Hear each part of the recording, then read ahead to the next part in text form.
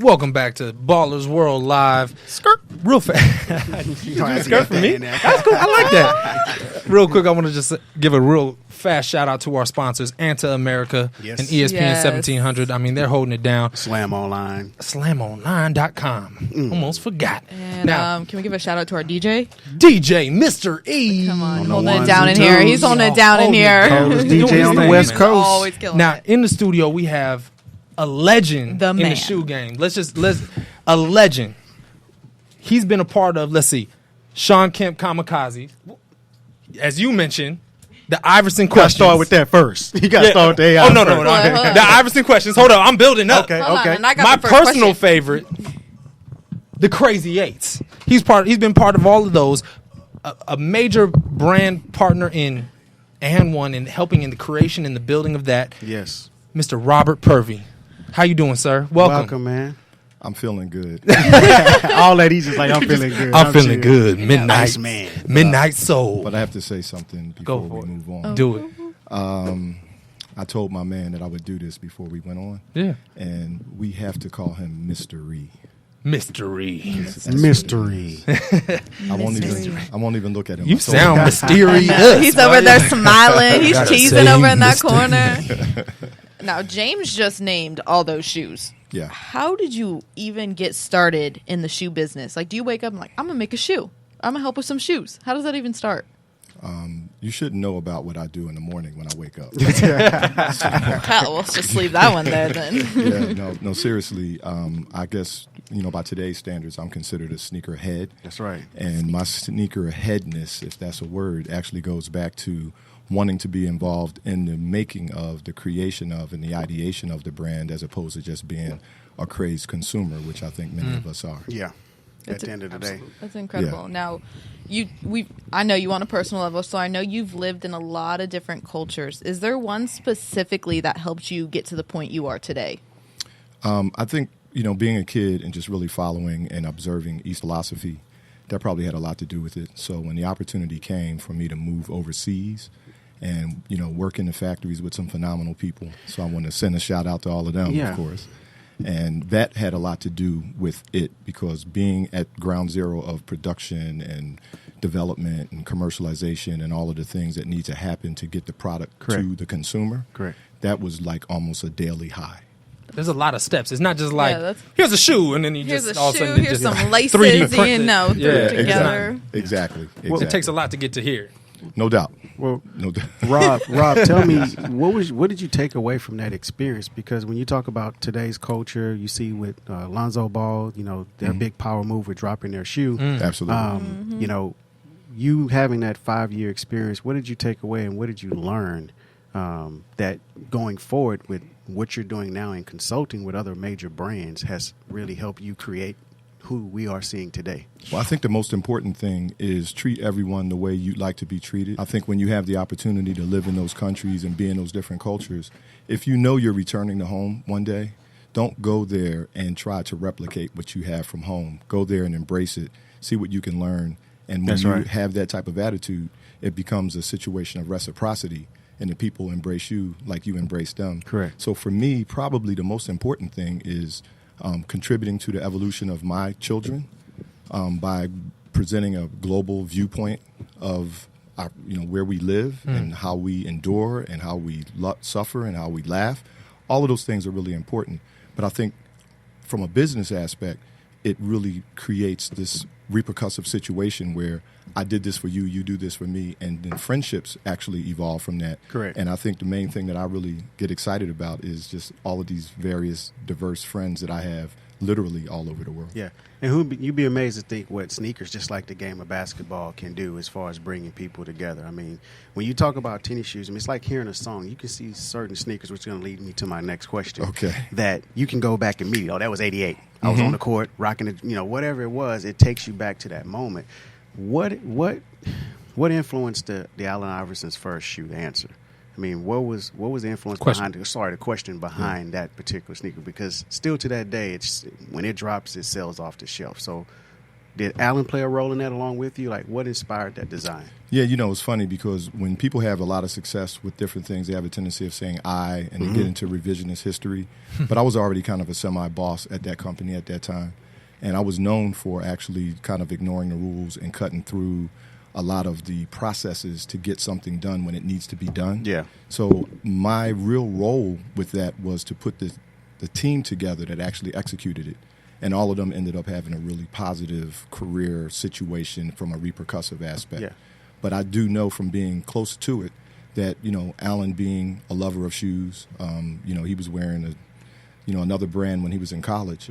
But he's artistic a bit himself, and he was very much a part of it. And we made sure that the team, instead of it being a community of people similar to what the brands do, it was really honed down to those less than handful of people that made it happen. Correct. Right. So I think the other thing was a technology, which I think that word is used a little bit too often. But there was a technology that was in the product that was actually put in a different position so you could actually be attracted to the shoe in an era where on the shelf side, or what we call lateral views, had a lot to do with enticing you and pulling you in. Right, It's correct. kind of different now, but that's how it was. Right. I guess you can say literally about 22 years ago if you go back to ideation, and 21 years ago in terms of when the shoe actually dropped. Correct. Man. Yeah. Now you have a lot of knowledge, obviously, about shoes. I mean, we can hear it, but you have and we've talked plenty of times before about basketball as a whole, because you've been a part of. I mean, let's just name some players: Shaq, Kobe, obviously, Allen Iverson, Sean Kemp. I mean, we could keep going down the list. Kobe Crazy 8. I By mean, the way, we're not going to let you slide out. you can't just slide without talking about one of my favorite shoes of all time. So give us a little bit about how basketball has been a major influence for you, and why you're not just out making, because you have also made some running shoes and other things like that. Absolutely. But why basketball is so important for you, and basketball shoes seem to be that lane that you've. Well, I think capitalized. I always use this analogous to like life, sports, and business, and I think that basketball is one of the sports that we all can agree that no individual actually contributes to success. Correct. So I really like operating in on a great team. The team that I'm on right now is the best team I've ever been on when I look at it from top to bottom. Right. I've been on some great ones, but, generally when you have a team together, it's usually a scrub or two. Yeah. So on this particular team, it's all championship. So you got a dream team now. Yes, no doubt. And I think it's a phenomenal situation. But I've taken those things from the game and I've applied them to my personal and business practices. So, and it's a lot of cliches that people use, but they become cliches because it's true. Yeah. So you're only as strong as your weakest link. And you have to look at it that way. And, I think having an understanding of the multiple disciplines of the industry makes me have compassion and less adversarial mentality when it comes to other people who have different responsibilities along the way. Correct. If you touched all of those things, you can actually relate to the pain and the success, and you just want to be part of that glue. So, ultimately at the end of the day, if I want to use basketball analogously that way, I try to be someone that makes sure that we win the game and not necessarily look at the stat sheet. Yeah. And speaking on that as well, sorry if you guys had another got it. question, No, go for it. but another player a player who's been touted as somebody who just wins games, right? But has also just dropped their own shoe. Now the ZO2, we can't have you on the show and not ask you about it. That's What's right. your take on the ZO2 and the $4.95 pricing? LeVar, LaMelo, Lorello, Lazzetto, Dedetto, Geppetto, all of the balls, all the balls. I What's don't know your if this take is on the legit balls? or Little not, dicky but ball. I read that size 14 and 15, it's $6.95. I read that online. Wow. I can believe that. For the bigger sizes, Special orders. $6.95. Yep. That makes Yeah. sense. There is also a sandal. Well, I think it's a $220. it's a potential game-changing Yeah. situation. And I think with all of these conversations that we've had almost ad nauseum, that is actually a testimony to the people behind that because we talk about it. Yeah. And I think we live in a culture right now where talking about it, even if it doesn't, makes you look like you're being about it. That's right. So I think that's the part that we need to really look at because over the course of my career, I've thought about and actually had a lot of conversations with different people about, when they're in a position going into the league, why would you sign with somebody when you have enough capital to actually do it yourself? Exactly. And, unfortunately, we've seen bits and pieces. I mean, there's been some, when you look at the Marbury situation, when you look at some of the innovative things that a lot of people don't know what different Shaq people. has done. Yeah, but they established your And- base first before they it's went no out doubt. and did it. But, one of the things about the big fella is the big fella owns the logo. That's right. So a lot of people don't know. So when you're Well, hearing a lot of this hyperbole, the GOAT doesn't. Yeah, and I think that's great that you brought that up when you talk about ownership of the logo. I think what most people don't realize, it's great to say, hey, I'm getting offered a $40 million deal by Nike, but only half of that might be guaranteed. Right. And here's the other kicker. When you talk about guys like Michael Jordan, he doesn't own that Jumpman logo. Yeah. Tiger So Woods with don't him. even own his last name. His kids got to go ask Nike, can I open a restaurant, down the road. So when you talk about fast forward, whereas we're moving into this new culture, where do you see the sneaker game going? Well, it's already gone a place. I mean, I think we hear every day about a different brick and mortar that's closing down. Yeah. But we don't necessarily hear about people buying less shoes. Correct. So I think things have evolved, and I think that instead of marketing to people, you have to engage people. And I think that's what it's about right now. And I think that this ball situation that we're bringing up, that's just an example of a lot of the things that have happened that has just had a tremendous metamorphosis on our industry. Right, like a market disruption that's just happening now. Well, we also talked about, this is already going on over in Asia. I mean, Anta's signing, shout out to Anta.com, Anta's signing athletes right now, and they're actually more or less more of a joint venture situation where the athletes actually has their own store. Am I hearing you correctly when we were having that discussion? Well, I think what it comes down to is variations. There's not a real black and white when it comes to those type of things. So, I think the hyperbole that comes with the ball situation has a tendency of making people think that it's either this or that. Yeah. And it's not necessarily the case. But what I do applaud is I think it's awakened a lot of people that there's a different way of going about doing something. Right. Correct. And there's different paths to success. Correct. So, I kind of urge people to kind of look past all of these things that are, to me, it is reminiscent of what we've seen in some of the recent political campaigns where, you have some truths that are not really truths or alternative facts. Yeah, Alternative facts. I was trying not to alternative use, shoes. Right. So, so I think you have to look at it that way. So ultimately, it really is, this will be totally moot if dude can't play. Correct.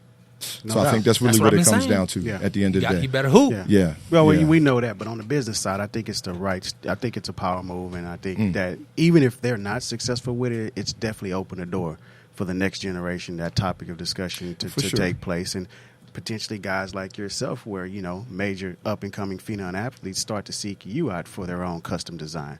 Getting to that, I think it's a field that's really overlooked. I think it's a field that's so much opportunity.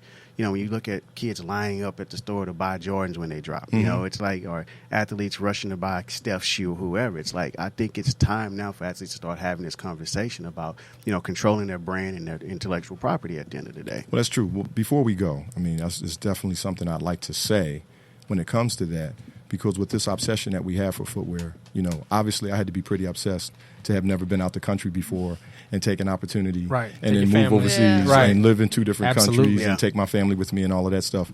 But I think I would like to urge people, if you are obsessed and if you are what you think you're a collector, think about what you can do on the other side of the table to be a part of it, to be a part of the creative side, and look at the different disciplines that are there between sales and marketing and production and commercialization and product development and PR, all of those roles, and even player representation.